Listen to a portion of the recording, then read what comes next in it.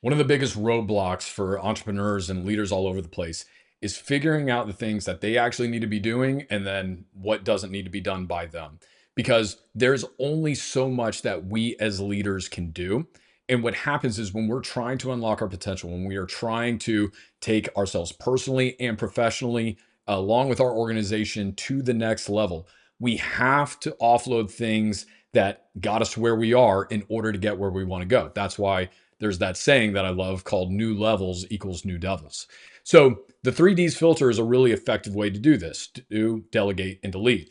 But there's a problem that a lot of leaders run into. They don't understand the underlying, science, for lack of a better term, of what should go where. So I'm going to give you a little bit of a breakdown on exactly how you know what needs to go in each bucket.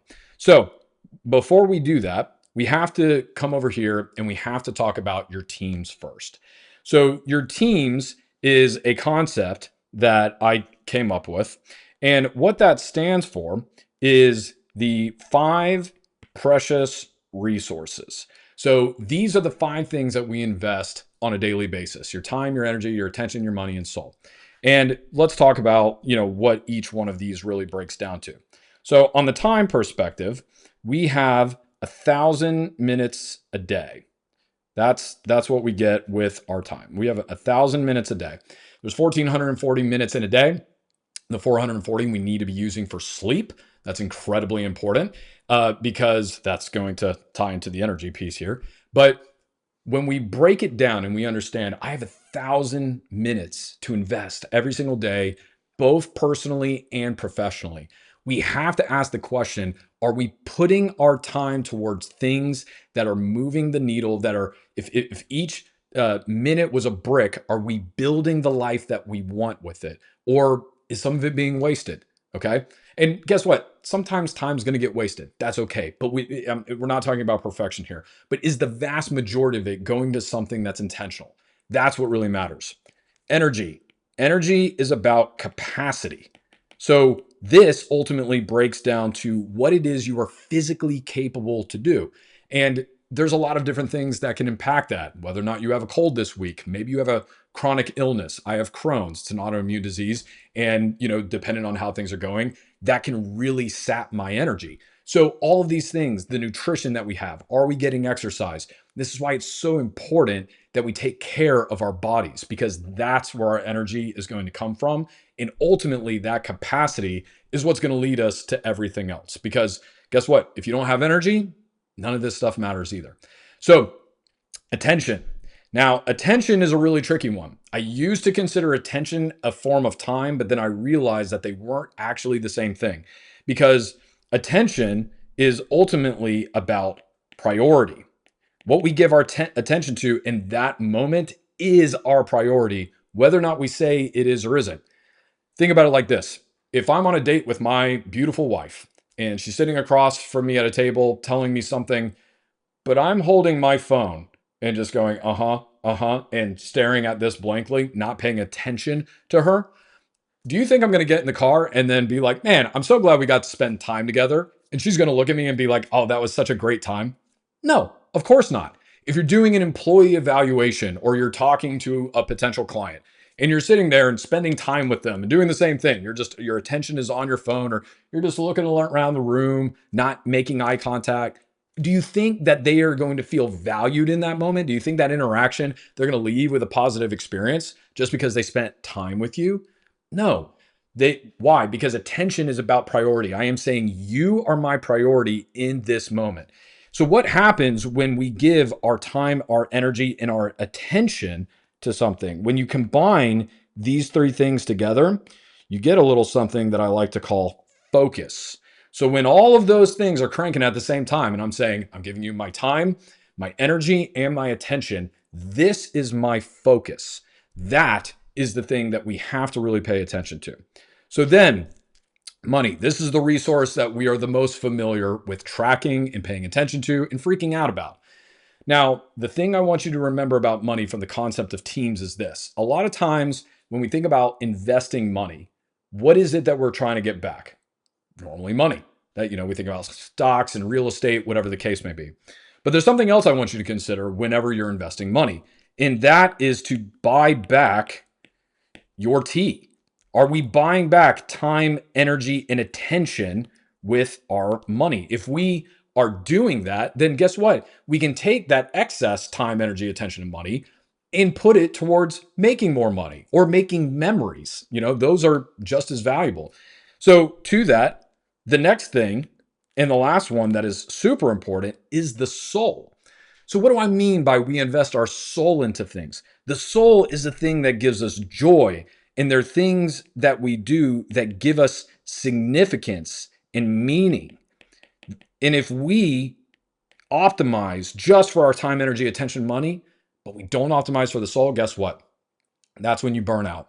That's when you start to hate your life. That's when you wake up one day and you have all the money in the world, but your family life is falling apart. There is no success outside of the home that makes up for failure within it. Well, how then, if that is true, do we end up with people who are so successful from a material perspective, but then you find out that their spouse is leaving them and that they don't have a relationship with their kids?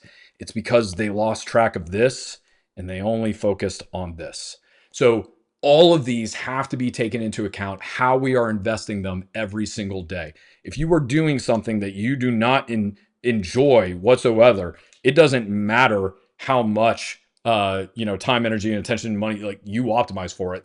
That soul parse, it's going to be soul sucking, and it will impact every other element to it. Okay, so that being said, now that you have an understanding of the teams concept, let's dive back into the 3Ds, and I'm going to show you how this applies there. So if you're a high performer, your favorite bucket is this first one, the do bucket. Yes, we are used to taking initiative, or when things are coming to us and we are reacting to that, we're like, okay, I'll do this, I'll handle it. But the reality is this: when we are trying to unlock our potential, when we're trying to take things to a new level, personally and professionally, there's only so much of this that we can do. And a lot of times, even though leaders will acknowledge, yeah, I need to delegate some things, yeah, I need to delete some things, they don't really understand how much of it needs to happen. So there's two numbers that I found to be pretty true. At any point in time in your life and in your career, you need to go to the next level, you need to delegate, or I'm sorry, you only need to do 60 to 70% of what you're currently doing. That's it. So if you write down every single thing that you're doing on a regular basis, know that only 60 to 70% of that can you maintain when you are trying to, grow your business, grow yourself, whatever the case may be. So sometimes when it's a really drastic change, sometimes I've seen it to where we've had to literally unload 75%. They can only continue to do 25%. I'll give you a really interesting number. 10 employees. When I'm working with founders and startups, I find that 10 employees is kind of this really interesting level to where people have to make a really drastic change that they struggle with, because you can continue doing that 60 to 70% right here when you've got 3, 4, 5, maybe 6 people to manage. But once you get beyond that and you get to 10, as the leader, you have to step up in ways that you will not have capacity for. You will not have time for. You cannot continue to do this 70% of what you're doing and still manage all of these people. So there can be a pretty profound shift that happens around that 10 employees, whether that's in a business unit, just somebody's business, whatever. But that's something that's really interesting that I end up finding being this threshold. Studies show that we can only effectively manage 6 to 8 people at any given point in time. So when you consider that, it makes a lot of sense that 10 employees is really what causes such a huge shift for business owners. So, but for right now, we're going to focus on this 60 to 70. Okay. So 60 to 70%, if we want to grow to do some, to grow our business, grow ourselves personally, whatever the case may be, 60 to 70% is what we're going to focus on. So let's talk about delegation. Everybody hates delegation. I don't know. There's a lot of reasons why people hate delegating. It's really interesting, but I've come to learn to love it. Now, there is a rule when it comes to delegation, because one of the most common things that I find that entrepreneurs and executives, and leaders in general, the reason they don't like delegation, and again, there's a lot of them, but this is one of the most common, is, Stephen, nobody's going to do it as well as I do it. Well, there's two problems with that. Number one, that's not true. Unless you are the number one person in the entire world of 8 billion people that can do this one thing the greatest, in which case you're probably the highest paid person in the world for it. So none of this would matter. Unless that's true, there probably is somebody that can do it better than you. The question is, are you willing to pay their price in order for that to happen? That's a different thing. But you're probably not the best person that can do it. Okay. So that is the first thing. So then it's okay. Well, as far as what I can afford, nobody's going to do it just as good as me. Number one, again, you don't know that. They could learn to become better at it because that's more of their focus than it was yours when you're doing all these other things. But two, even if that is true, what we find is that 80% done beats 100% never delegated. If you want to grow your business, if you want to do new things, guess what? You can't continue to carry all the things that you were doing with you into that new role to get to that new level. It just can't happen. So we have to offload things. So it's better that that thing that you're delegating gets done at an 80%, like completion rate compared to it never being delegated to anybody at all. Now, here's something that's really interesting. Going back to those resources, Dan Martell wrote this book called Buy Back Your Time. And in it, he talks about your effective hourly rate. Your effective hourly rate is really important for you to know. And you can look up his buyback rate and he'll show you how to do it. But essentially, if you know what your hour is worth, that's ultimately what we want to figure out. What is your hourly rate?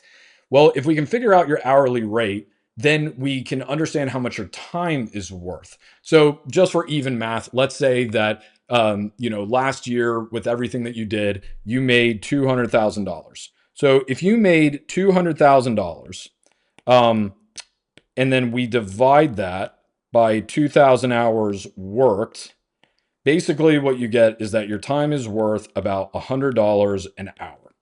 Okay, so if we know that your time is worth $100 an hour, then what we're able to do is, sorry about that. Then what we're able to do is look at all the things that you have on your plate and say, what is it that I'm doing that doesn't need to be done by me? Well, here's how you scientifically know this.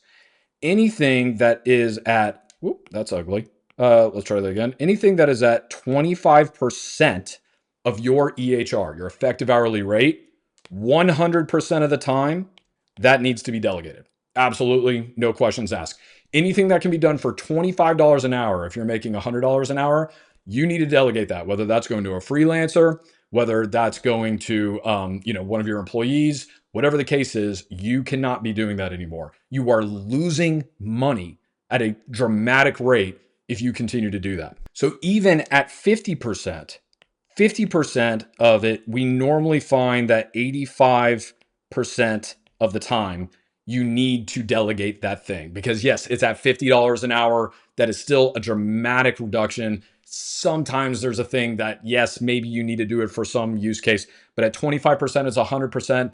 50% of the time, if it's costing you $50 or less, you probably need to be delegating that thing. Okay. Once you get to about 75%, then, it's very questionable. Maybe your time's worth $100 right now, but what you're going to start doing is going to bump you up to $300 an hour. And then all of a sudden it changes all the math on that. So, this is just the no brainer right here where you're going to want to live with that. But yeah, that's how we scientifically understand what it is we need to delegate. So then let's go into delete. This one is tasks that move us forward, but reports nobody reads, meetings could have been an email, remove them entirely. One of the most common things that I find that we end up deleting are things that used to have a purpose or things that used to be important. And then as the situation has changed, it doesn't matter that much anymore. Maybe it was the Wednesday, morning check-in meeting, and that was something I used to run. But now I have a team that's big enough to where I can actually just delegate that to somebody else. Yes, that's a form of delegation, but I'm deleting it for me entirely. Like I'm not going to show up. Delegation would be me, giving it to somebody to prep, but I'm still showing up to that meeting. Deleting would be me saying, hey, so and so, you can run this meeting. I don't need to be a part of it anymore. I'm going to be focused on other things. I have totally deleted it for me. The other thing would be maybe just deleting the meeting entirely. Maybe it doesn't need to happen. Maybe it could just be an email update.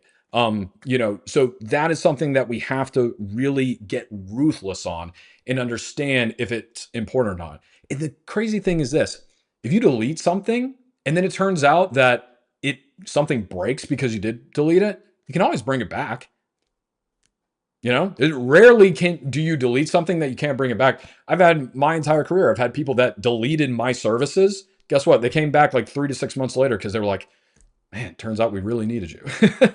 Guess what? I took their money. I was more than happy to. So that's a thing with deletion. So with that, at any point in time, what I have found is that 10% of anything you do, you can delete it.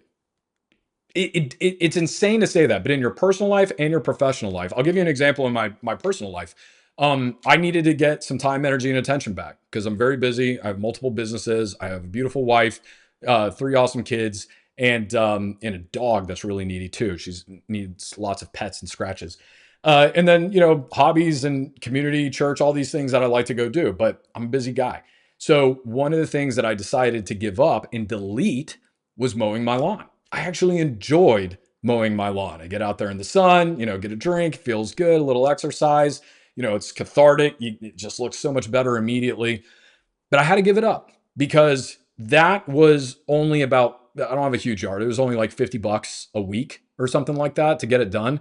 My time was worth so much more than that, not just in making money, but in making memories. I can take my kids and we can go swimming in the pool or something, or, work on learning new music, or I can, do whatever. But it just wasn't worth the $50 a week to continue to mow my lawn for me. I could use that elsewhere. Another thing was getting a maid. We brought in a maid service and they do a great job deep cleaning our house. That is the best $250 I spend every month. They do the deep clean. It frees me and my wife up 6 to 8 hours. It's great. We can reinvest that into our family, into the business, stuff like that. So at any point in time, 10% of things in your personal and professional life, it can absolutely be deleted. Now, one thing that I want to say is that I don't know, it kind of depends which one this will fall into, but AI is so powerful and capable right now that we have to acknowledge the fact that there is a form of delegation and deletion that is involved in automation. If you can automate something, and obviously there's different levels to that, and maybe some upfront work, that is a form of delegating or deleting. We can argue about which bucket it technically falls in based off the use case, but I do think that counts, and it's something that needs to be considered. With as AI continues to improve, get smarter, get easier to use for people who are non-technical, it's unbelievable the things that you can do and the productivity that you can create. The danger that I find is that a lot of times leaders end up doing a lot of AI. I'm seeing a lot of people talk about this. This has been a regular topic. They're doing a lot of AI, but it actually just leads to more doing. And they are more productive, and they're not using it to delegate or delete anything. They might automate something, but that automation just ends up feeding more of what they need to do. So keep in mind, as you are getting more efficient, as you are doing more with AI, make sure that a heavy majority of it is ending up in one of these two buckets. Or if you are using AI to give you more stuff to do, that you are finding other things that you are sending to the delete and to the delegate bucket. So that is the 3D filter. It's really powerful when you start prioritizing things properly. You will find that you will get more done. You will get better results by doing less better. And that's ultimately what our job as leaders, as innovators, people responsible for professional and our personal growth, that's what it's about. So if you can use this 3D filter effectively and kind of follow some of those data points so you know what should go into each bucket, it's going to unlock a whole new level of potential for you and help take you to places that you hadn't been able to go before.